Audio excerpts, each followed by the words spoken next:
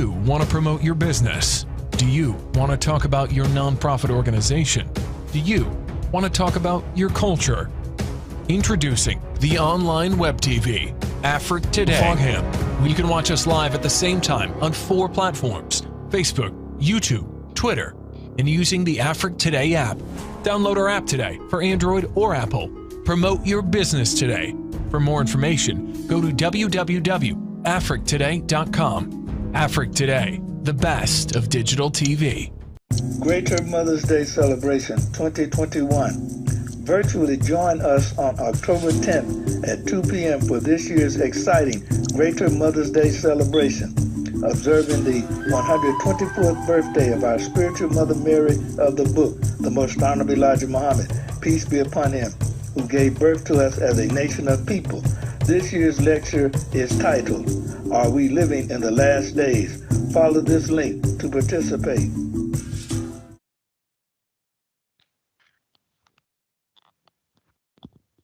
Welcome to Gapbuster Ghana, and we hope you enjoy the journey with us as we show you what we've been able to accomplish at Efudiase Methodist Junior High School. This summer, during COVID, our students were able to learn STEM through making ice cream. In addition, they shared with us some of their projects that they were able to make with all recyclable materials. Outstanding students. One of the things we've been able to do is build a library and a computer lab with the help of IMF and the People's Community Baptist Church.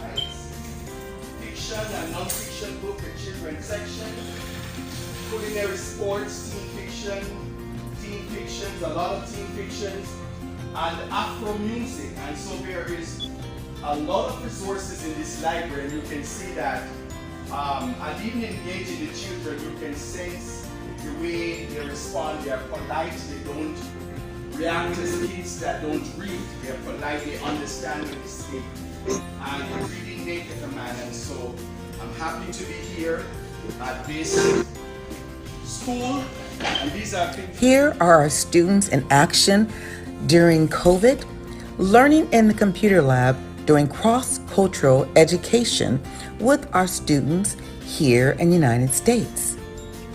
Amazing. Lots of Lenovo computer here.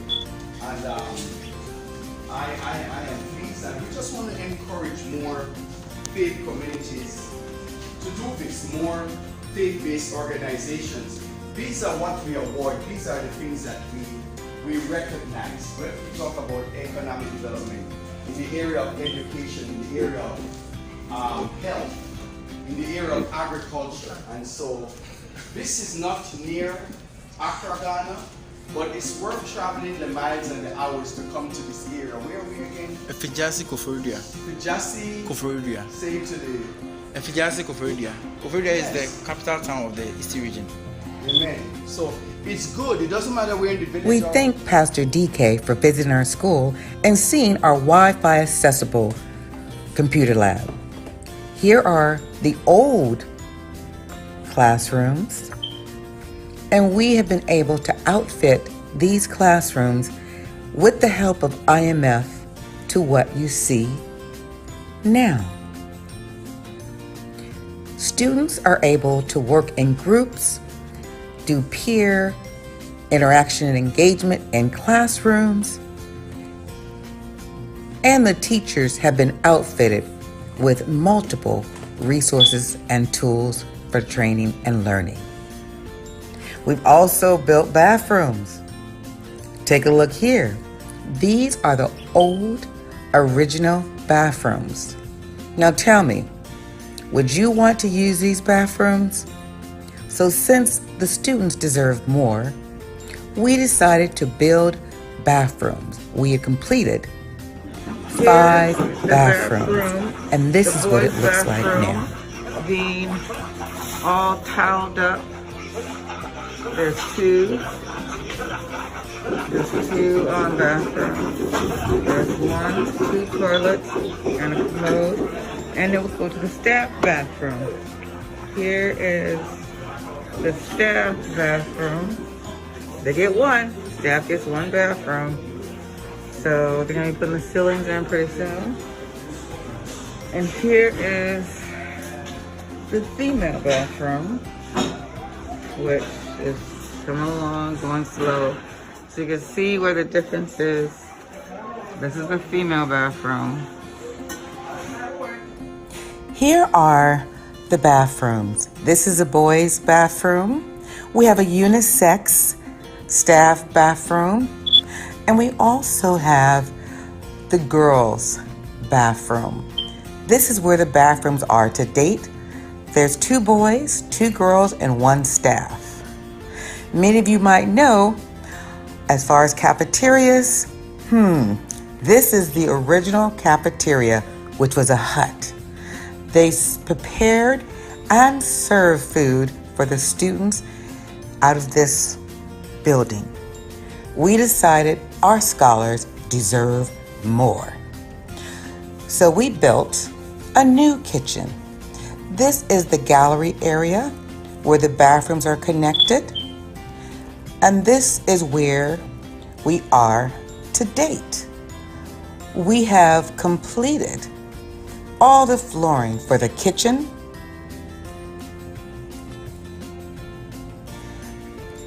and getting ready to outfit it with stove, refrigerator, and all the sinks and supplies. Here is the main hall where the students and the staff will have their lunch. As you see, we have shipped many items in. Here's all the flooring that we shipped in and being ready to be tiled. Here's the ceiling. This is where it was, and here is where it is now. We are very excited to be able to accomplish these tasks, but we need help.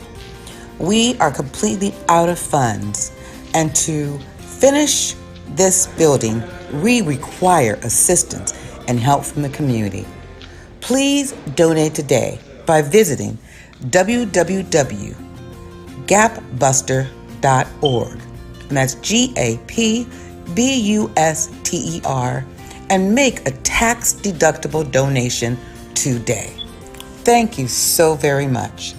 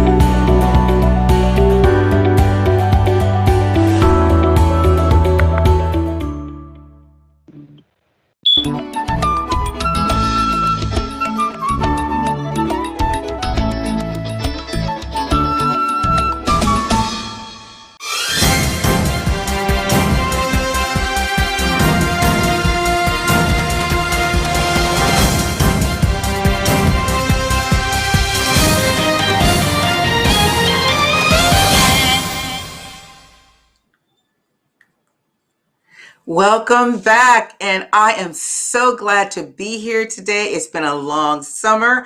I have missed you all. I am your host, Dr. Yvette Butler-Yaboa for The Voice, and I have my co-host, The Invisible Man. Now, we thought we were going to see him this season, and we just might get a brief view of who the Invisible Man is this season.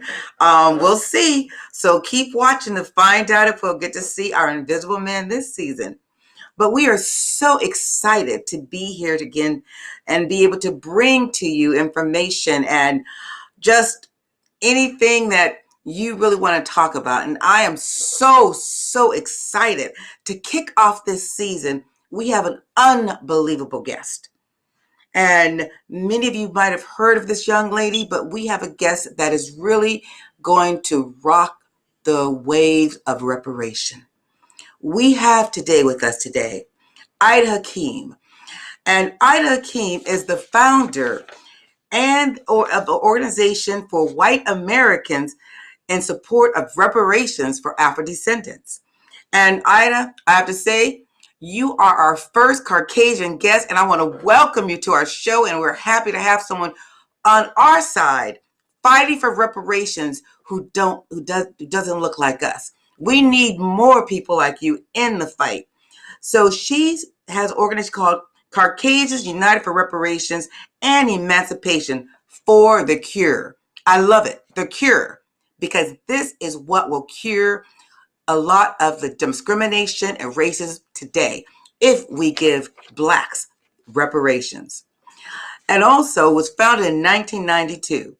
The Cure went on to gain international consultative for she's an NGO status with the UN in 1997. And I believe, Ida, you also was presented at the UN in 1997. So we're going to hear a little bit more about that today. The name of the organization was later changed to All for Reparations and Emancipation, and is currently a consultative. You know what? I'm not even gonna say it right. Consultative NGO. So I have to articulate all those words. Consultative NGO, yes. And we are so excited. Ms. Hakim was born, not Ida Hakim. It was Ida Mae Johnson, and she is from the Midwestern state of South Dakota. Her father was a farmer, a preacher, and her mother was a school teacher. She was married at age 18 and divorced at 28 and married again around 10 years later. Among the various roles that this unbelievable woman has served, she was a secretary, composer, songwriter, Tai Chi instructor, author, editor, and CEO of The Cure. She is a mother of 4 sons and the grandmother of 8. I'll let you a little about her first exposure with racism. And then I'm going to get right into it and let Ms. Hakim tell us a little bit more about herself. But her first exposure to racism and injustice was with regard to the Native Americans in her home state. Now, what is Monday? Indigenous Day. And most people don't know that, but Monday actually is Indigenous Day, and we celebrate that here on the East Coast, and it should be celebrated around the nation. Indigenous Day should be. And so that was her first exposure with racism in her own hometown. In her mid-30s, while living in California, and that's my native hometown, by the way of Africa. But yes, I was born and raised in California, but I tell people my blood runs deep in the continent of Africa.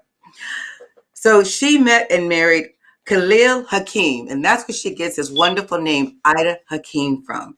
An Afro-descendant man who had been a member of the Lost Foundation of Islam.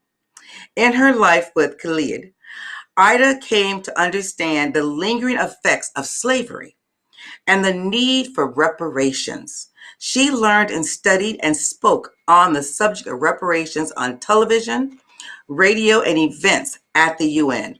So I'm not going to read all of it. Ida, I want you to tell us a little bit more about yourself. And Ida, I want to thank you so much for being our guest today, especially as we kick off our new year. So Ida, could you tell us a little bit about yourself? I know I read so much, but tell us a little bit about yourself. I'd be happy to. And thank you for having me, Dr. Butler. This is nice. I appreciate it. Well, you covered it pretty good. You know, that's where I came from. And I met Mr. Muhammad through writing a letter to him. I was concerned because I knew that my husband really loved the brothers and wanted to be around the nation. And I felt like I was keeping him away. And so I wrote to Mr. Muhammad and said, what can I do? And he told me to support reparations. I hadn't even heard of reparations at that point. I started to study and find out about it. I read all that I could read. And then it was at Mr. Muhammad's suggestion that I see if I could establish a non-governmental organization. And that is a fairly big challenge because you have to go in with something that doesn't exist.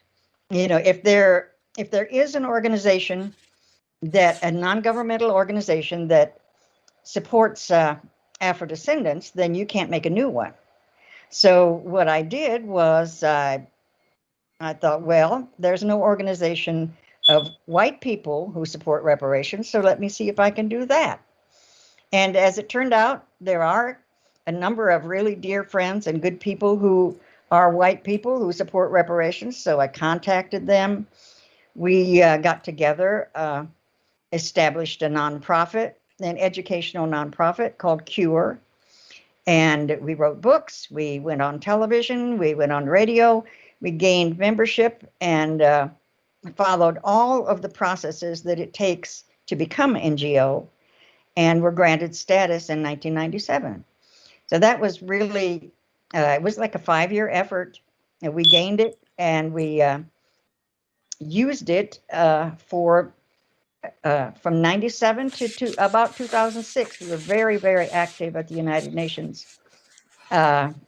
Several trips a year. I think we made nearly 30 visits to the UN in Geneva and in various conferences around the world. So it was, including the World Conference Against Racism in Durban, where Mr. Muhammad spoke. So that's the history of the efforts, and it's very interesting and exciting because the effort that we made came in under a covenant that protects the rights of minorities to speak their own language, practice their own religion, and that allows the minorities self-determination, basically. There's a covenant called Article 27 of the ICCPR, which is the Covenant on Civil and Political Rights. And that is the covenant where we really found that the United Nations was obligated to help. The racism covenant didn't cover it, nor did the genocide covenant, nor did the self-determination covenant, or it was the ICCPR, Article 27. So from the beginning, Mr. Muhammad had made the correct choice, and the UN actually helped in guiding us as well. We received, from the very beginning, we received the active assistance of the United Nations in the bodies that we went to, the subcommission, the Commission on Human Rights, and the Working Group on Minorities actively helped to bring together Afro-descendants throughout the diaspora, through the slavery diaspora. So it was a very exciting, very successful intervention that we made at the United Nations. It did come to an end in 2006 because, well, first of all, the aim was achieved in that Afro-descendants were recognized. It took that many years, but Afro-descendants were recognized as new minorities. And secondly, the UN reorganized and closed all the bodies that we were petitioning through. I don't know the reason. They had another reason. They didn't say it's because of you guys, but they did close the avenues and set up a different body. But as it ended, we had already achieved the goal, which was to gain recognition for Afro-descendants as a new human family in the earth. I hope that helps. Well, can you hear me okay? Because I lost my visual. Can you hear me? I can hear you. Okay, wonderful, wonderful. Because I lost my visual, so a producer, I can't see my visual, but that's okay. Because thank you so much. Let me ask, because I love the name The Cure. Why did you guys change the name? Because truly, reparations is a cure for racism, and it would level the playing field if we were able to get the cure. I love it. Right. It's nothing better than The Cures. It is a good. So why did you guys change the name? We actually published a book called Reparations, the Cure for America's Race Problem. But at one point, when Mr. Muhammad was speaking before I think it was the subcommission, he had to go on the microphone and introduce himself as representative of Caucasians United for Reparations and Emancipation. That it made me feel uncomfortable. I didn't like to have him announce himself in such a way as to be representing Caucasians. So at that point, I thought maybe we need to change the name to All for Reparations and Emancipation. So it just made me, I feel like it diminished him in a way. So I wanted to create a name that was more appropriate for him to step in and introduce that he represents all for reparations and emancipation. You understand my little discomfort there? I do. But I tell you, I love cure, because it's like reparations would definitely cure a lot of the ills that this society has implemented in us. Yes, eliminating the yes. wealth gap would cure racism. That would, yes, it would. Now, tell me, were you always concerned about the justice of others? And also, how did you get involved in activism? Okay. I was actually bothered by things that I saw as a child with regard to the Native Americans or the indigenous peoples. I heard some of my relatives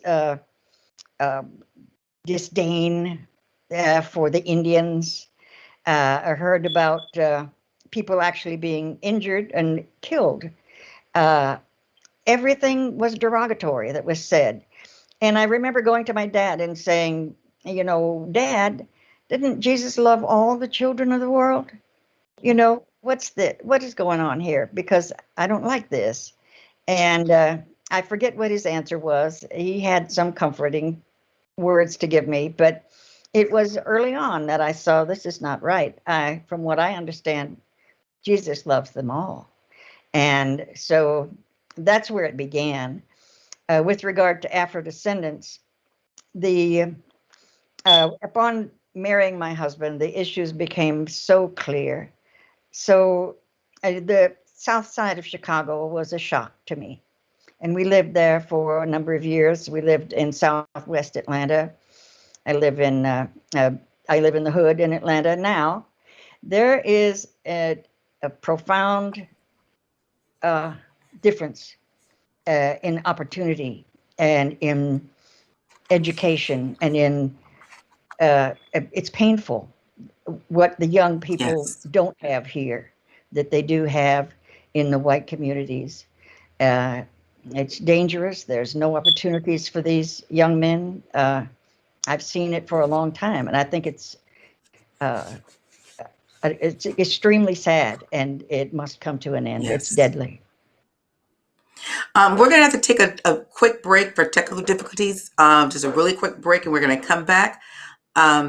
So hold that thought, because when you come back, I want you to tell us what are some of the interventions that the UN said we could have for reparations. We're going to take a really quick break, and I'm going to come right back because my screen is frozen. But keep that thought. Okay. I'm concerned about my computer heating up too, so perhaps I could come back in again.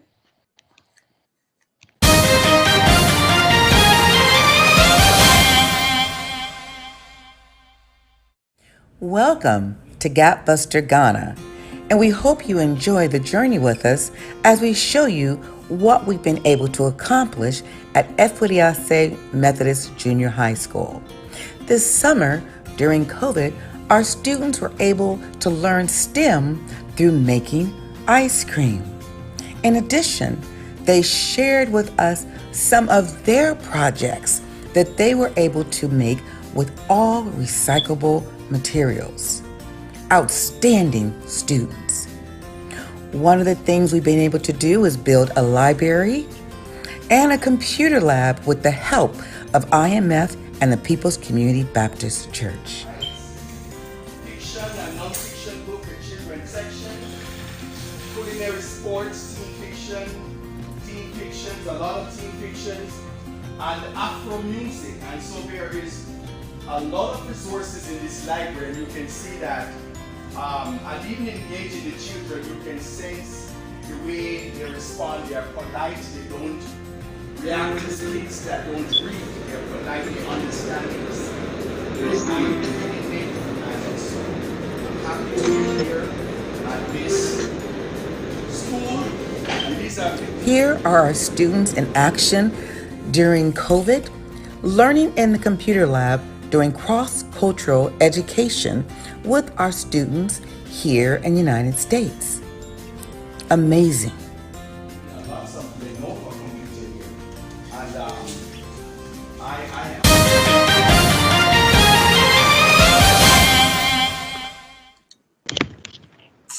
Welcome back, and sorry for that brief interruption, but I hope you do like that commercial about Gapbuster. And just a little bit, because I am the host for this show, but I'm also the executive director of Gapbuster Incorporated, which is also has an NGO, which is a non-governmental organization, like our guest in Ghana. So we're trying to eliminate those L's that Ms. Hakim had just mentioned worldwide, not only here in the United States, but worldwide. And welcome back, Ms. Hakim. So please, those questions I had said, tell us, what are some of the interventions that the UN said they should implement for reparations, as well as tell us a little bit more. Just tell us a little bit more about that. Yeah, I'd be happy to. What was asked for in the very first intervention in 1998 was, United Nations, please organize for us a forum where we can meet the Afro-descendants from South, Central, North America, and the diaspora. We want to come together and meet to discuss reparations, because at that point there was not even an identity. At that point there was no recognition whatsoever. It's as if Afro-descendants didn't exist other than as Americans, and or as citizens of their countries. They didn't exist as a people. So Mr. Muhammad asked for a forum, and the forum, he nailed it on the head, because they were not only able and capable of organizing a forum, but they were obligated to assist under the law, as there were no human rights of minorities in this group. So the first one that they organized one in Geneva, which was just a very beginning, and it was mostly focused on the World Conference, which was on racism, and this, that wasn't. It was racism forum really waters things down. So the next one was in Honduras, and there were Black leaders from all across, from South America, Central America, North America, all across, that were brought to the same location by the UN. There were interpreters there. We got to meet leaders from all over and got to sit down and discuss identity and definition. How do we define ourselves? How do we identify ourselves? And Mr. Muhammad suggested a name as Lost Found Peoples, but the Afro-descendants from Latin America had been using already the term Afro-descendant, and they wanted to continue using that term. Since they were in the majority, Mr. Muhammad is a humble man. He agreed that to go with the majority opinion and accept the term Afro-descendants. So they then went about writing a definition for the term Afro-descendants. How are we going to define ourselves? And the definition was pretty clear. It's, I would have to go find it to read it, but it basically is individuals whose ancestors were transported to the Americas and enslaved, and lost all ties, or partially lost ties with their language, culture, and identity. So to take a people's identity is a crime, and they were gaining it back. And the definition was discussed, but it wasn't entirely agreed upon as yet. So another forum was organized in Peru, and that was attended by a lot of leaders, including quite a few from the United States. And there the definition was discussed, and it was tentatively agreed upon, but they wanted to meet again. they wanted to meet again to discuss reparations, because now that there was a definition and an identity and a collective identity, how do we go about obtaining reparations? How do we petition for reparations? And at that point, that was 2006, once the identity had been established, the United Nations system was completely reorganized. So there was no follow-up. And would we ever love to see one take place now? That's not too late for forums within each country and forums to speak together and get together and make decisions, because reparations is talked about. But when someone says, well, what are reparations, or what would reparations involve? There's no real precise demand made as yet as to what the different aspects of reparations would be for the different Afro-descendants in their various countries. So that conversation really does need to take place. And as far as granting reparations, I don't know how that is done. The United Nations can't just say you have to pay reparations. So that is a process, I would imagine, that's negotiated. And even as to who owes reparations, are there corporations that were in existence at that time and still exist? Who all was involved in slavery? So even the ones who need to pay reparation need to be named. So there's a lot of discussion that still needs to take place. I would love to see it take place, and some very firm demands come out of it as to what's required, who are reparations demanded from, get specific, and let's really get down to it and talk about what this will be, because I believe it has to occur. Those discussions need to take place. Now, we've been talking about reparations for decades, and it was very interesting. For the first time, they really talked about it with the Democratic candidates when this election we had, when they were all running. And now that everyone's in office, you don't hear much more about reparations. So tell me, what is some of your thoughts on just what they want to do another study on reparations? I think it's HR 41, doing a study on reparations. How effective do you think that is? And can you give some recommendations of what people should look at? Because you've been doing this for so many years. I mean, since in the 90s, the mid 90s, you've been doing this. So how can we even start the process again and really get something substantial in order for us to really get reparations? Well, number one, I wouldn't put it in the hands of the U.S. Congress or the representatives there. And that's why I, in my imagination, and this is just me, but I would love to see Black leaders, and I mean the real reparations leaders. The ones elected in the government are not that.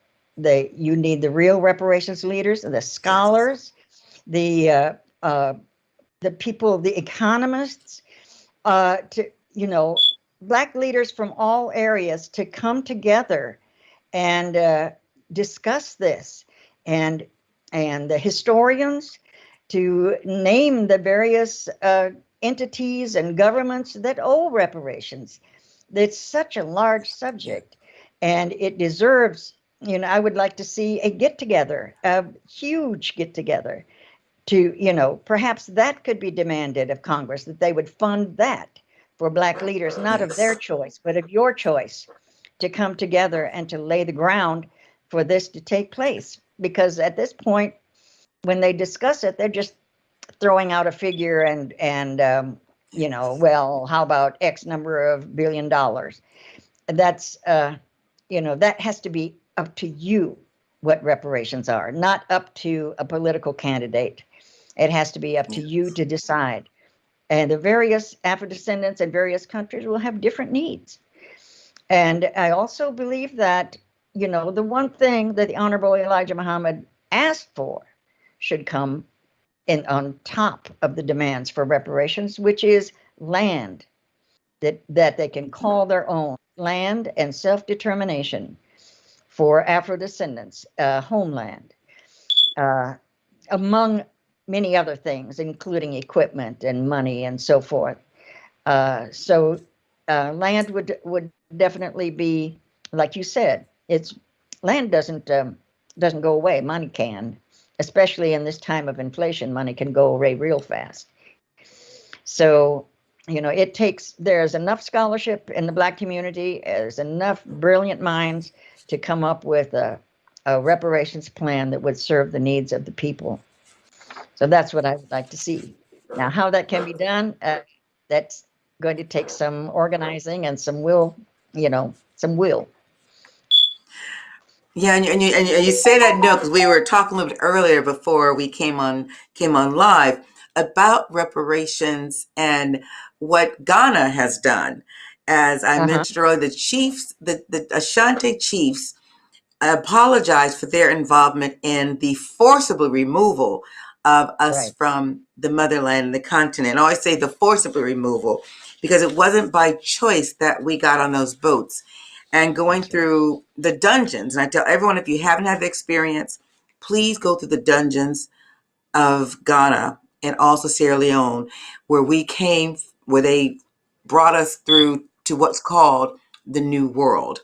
But one thing that the chiefs there are doing in Ghana is just that, giving land away for those of us who were forcibly removed from the continent.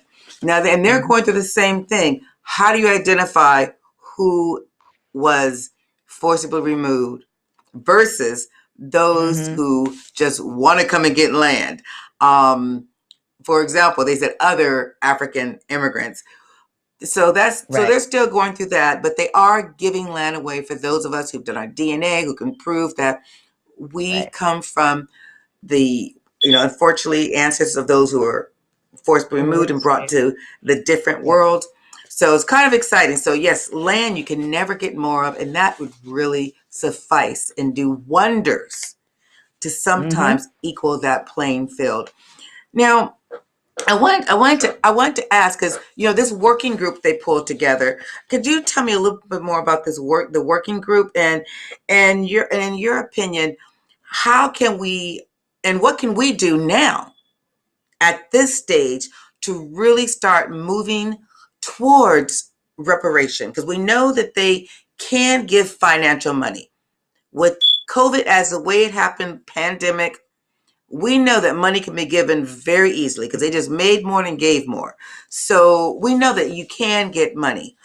But how can we really start moving towards getting reparations and pushing people and, nationwide, worldwide, to be more engaged in this topic for those of us of the African descent?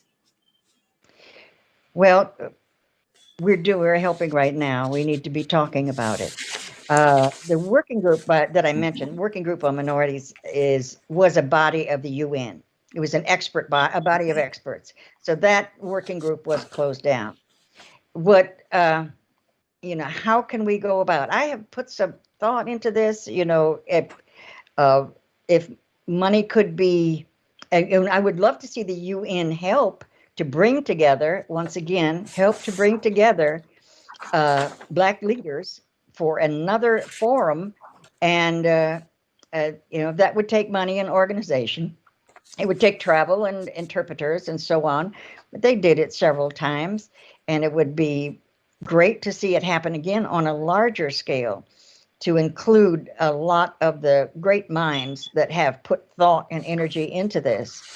And so, unfortunately, I don't have solutions other than my hope to see Afro-descendants come together to make decisions and to and maybe we can do that without going to one location. And by we, I mean they. I wouldn't invite myself. But maybe they could do that to physically come together, and perhaps find ways to come together online as well.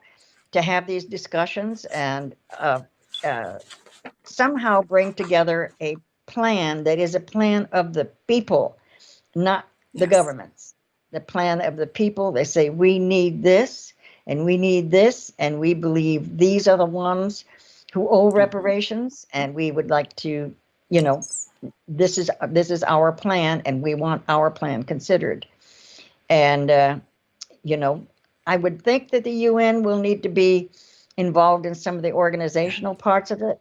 But we're intelligent and we can organize too, and bring together great people, great minds.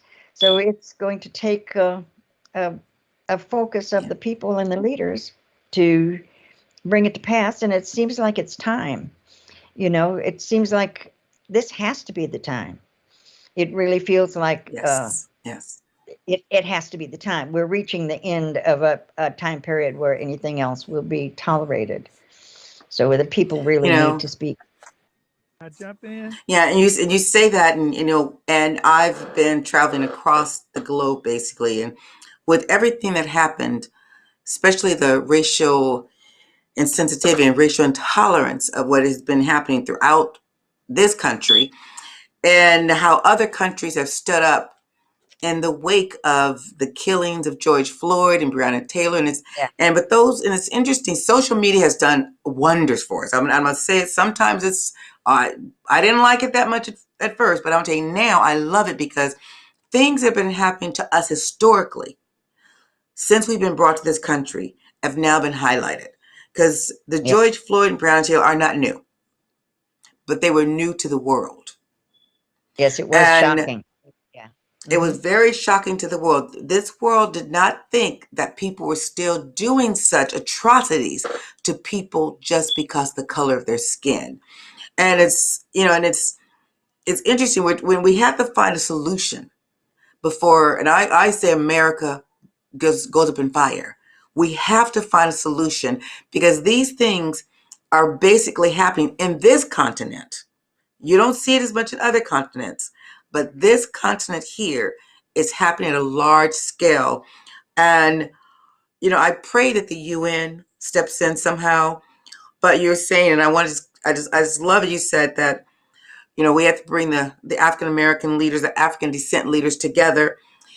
And one thing I just have to go back, and I love Ghana, that Kwame Nkrumah said, and I won't say it verbatim, is that the solution to an African's problem is Africans. So we have to come together and solve our own problems. We cannot look to someone else to solve our problems because it won't be to the best of our interest if that is the case. I promise you that.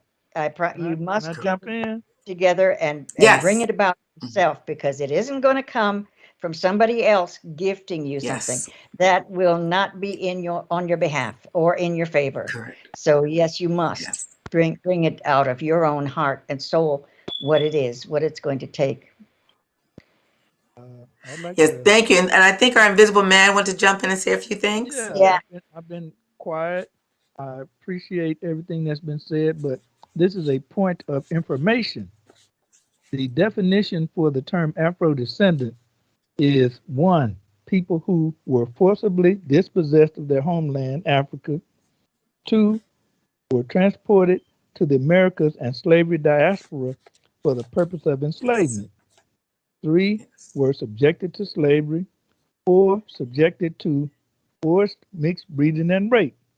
5, have experienced through force the loss of mother tongue, culture, and religion. And 6, and/or have experienced racial discrimination due to lost ties from their original identity. So that's the definition of an Afro-descendant, which is different than people of African descent. People of African descent, they are not us. The people who inhabit the Western Hemisphere, who are the descendants of those that were taken and their identity taken away, but they regained their identity through the actions of the Honorable Silas Muhammad. You kept saying Mr. Muhammad. I just wanted to say Silas Muhammad.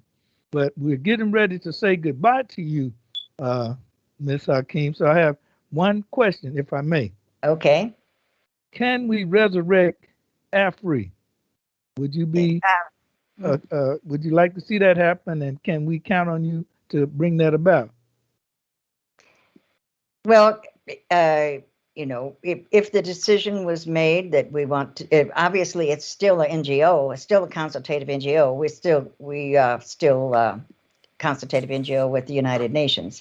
So anytime that there was some type of event or forum or whatever that we could speak at, yes, we could come in and speak. As far as myself, I'll do everything that Okay. Well, that I we have to need get some do. young blood into the Yeah, organization. It still but it would exists. be nice, I'm All getting right. to the age where I'm about to retire, so retiring, But I can do what I can. you are in the tradition of John Brown and you're titled as a Yes. modern day abolitionist. Abolitionists don't retire; they just go on. Yes, we need the wisdom, and we can't. You got to be here and really pass the torch, but you got to give that wisdom. So we're going to take a Yeah. quick commercial break, and then we have another special guest as well. Okay.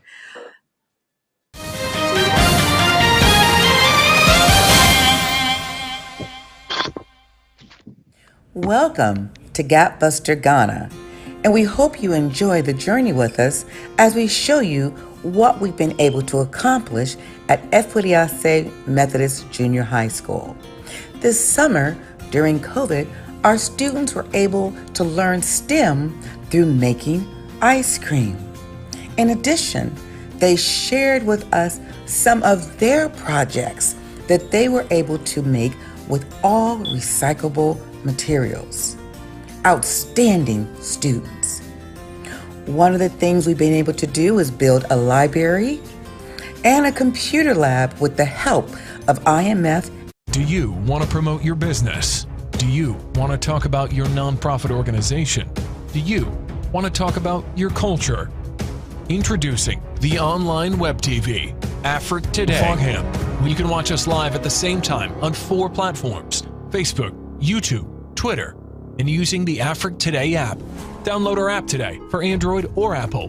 Promote your business today. For more information, go to www.afriquetoday.com. Afrique Today, the best of digital TV.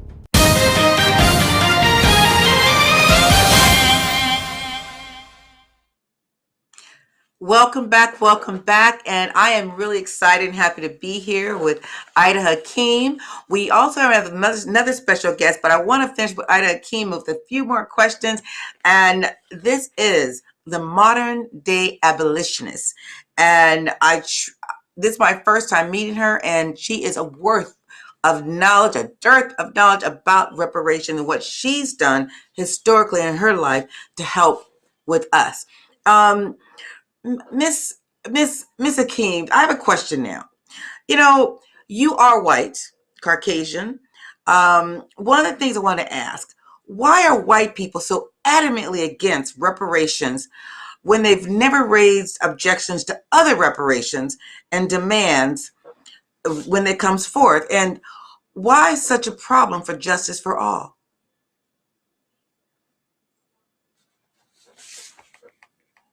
And I see we have our other special guest done. Can you guys hear me?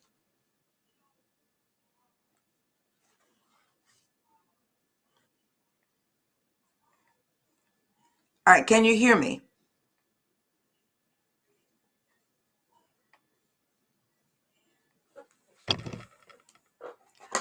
All right.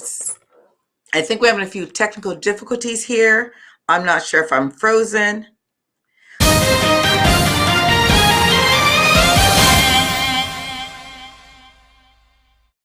Welcome to Gapbuster Ghana, and we hope you enjoy the journey with us as we show you what we've been able to accomplish at AfriqueToday Methodist Junior High School.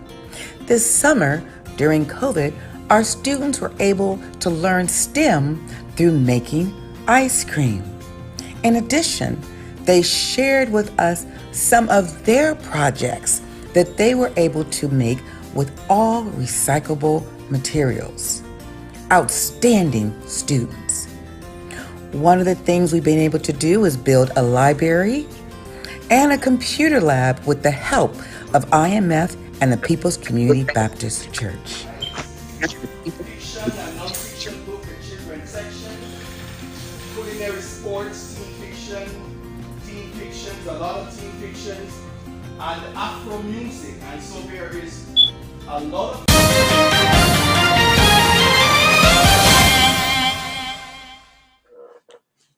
Welcome back again. We don't mean to show you so many commercials. We have a few technical difficulties going on behind scene, but we see we have our other special guest on.